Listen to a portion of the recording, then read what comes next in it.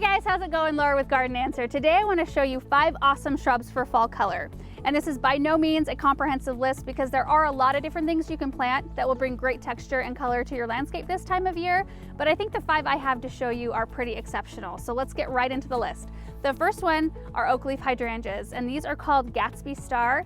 And the reason why I love oak leaf hydrangeas so much is that they just give so much back in terms of interest throughout the year. So not only do you get the beautiful hydrangea blooms throughout the summer, but you also get the oak leaf shaped foliage that is beautiful deep green in the summertime, and then it turns this vivid bright red in the fall. So the blooms on the Gatsby Star are really unique. So the panicles come out and they're huge and beautiful white, and each floret is double, and then each individual petal, instead of being rounded, they're pointed. So they look like stacked stars. They're just a really different, beautiful looking hydrangea. This variety grows about 6 to 8 feet tall and wide, and they bloom on old wood. So it's a really good idea that when you're picking a place to plant one of these, to find a spot where you can let it get to its mature size. That way you don't need to be worried about pruning, and then you'll never prune off any of its blooms. They're a zone 5 through 9, and they like to be planted in a spot that gets part sun to sun.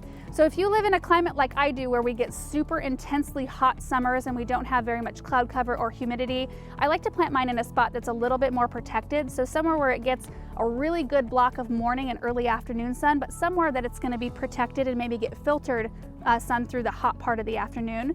But if you live in a climate where maybe you have more humidity or cloud cover or more rain through the summer, then putting it in a spot where it gets more sun is a really good idea, because they do bloom and color up better when they get the proper amount of sun. So like I mentioned, these are called Gatsby Star. There's also a variety called Gatsby Moon, which gets super beautiful, full panicles of white blooms that kind of age to a green. There's one called Gatsby Pink, which has gorgeous bicolored pink and white blooms. And then there's also one called Gatsby Gal, which is a little bit smaller statured than the other Gatsby oak leaf hydrangeas, which only grows about 5 to 6 feet tall and wide. So I think if you could dedicate the space for one of these oak leaf hydrangeas, it's totally worth it. Number 2 on the list is this Kodiak Red Durvella. And Durvellas are such a wonderful, low maintenance, tough shrub. They resist deer, they can take really, really bad soils, and you can plant them in either sun or shade. There's not very many shrubs that you can say all of those things about. So this variety, when the new leaves emerge, they're kind of this really beautiful kind of light red, and then they mellow out to a green, but the margins of the leaves still have a hint of red on them through the summer. And then they turn to this beautiful, vivid red in the fall. I mean, look at this. Isn't that absolutely gorgeous?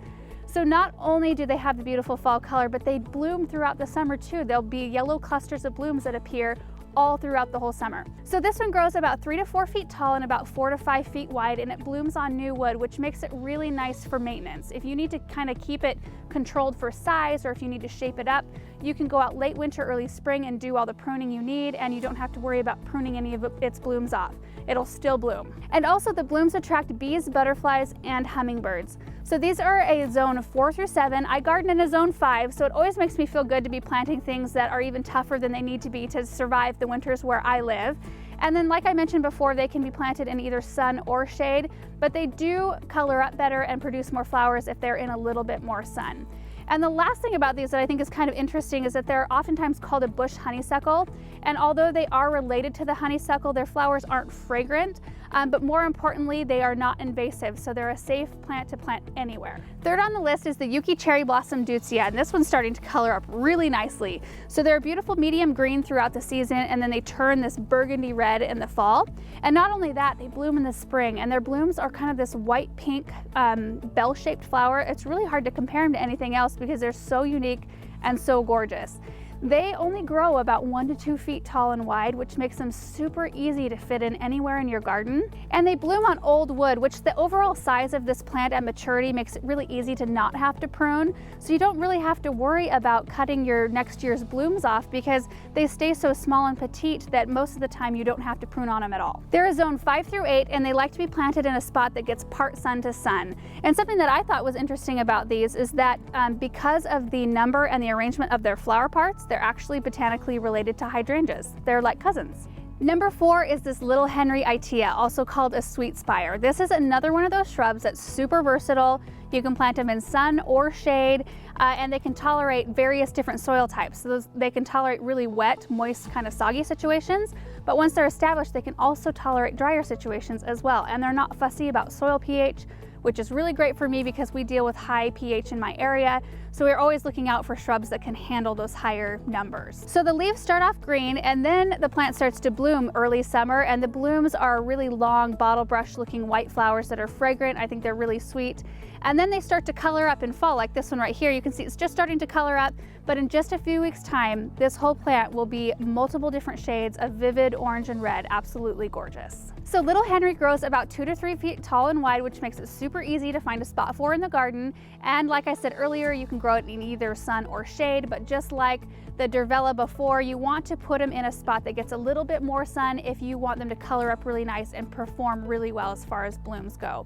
And they're also a zone 5 through 9. So the last one, number 5, is this ginger wine Ninebark. And these actually provide fall interest in a couple of different ways. So first off, you have the foliage, which when it emerges in the spring, it's this kind of bright orange color that deepens as the season progresses until fall, when it turns this beautiful burgundy fall color and it looks absolutely gorgeous in the landscape.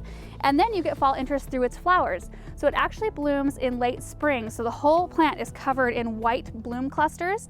And then as those seed heads age throughout the season, they turn to kind of this dark pinkish red. So it almost looks like the plant is in bloom in the fall. And the thing about Ninebarks too is that they bloom on old wood. So it's a really good idea to put them in a spot where you can just let them grow to their mature size, because they really do have a naturally graceful arching habit.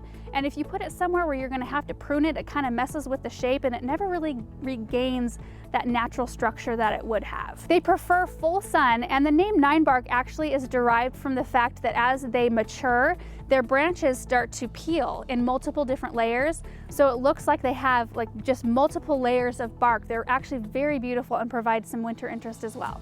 So that's it, you guys, for my 5 awesome shrubs for fall color. I hope this video was helpful, because I do see one of the most commonly asked questions that we get on our page is, what can I plant in my area? What should I plant in this spot in my garden? And while I can't speak to every single message that we get about that, I'm hoping that by putting together videos like this, it gives you some ideas or some inspiration on where to get started. So thank you guys so much for watching this video, and we will see you in the next one. Bye.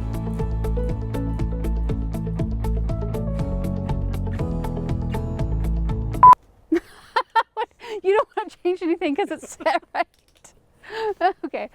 Okay. Like, let me change the tripod quick to prove a point. You need to do that more. Okay. Okay.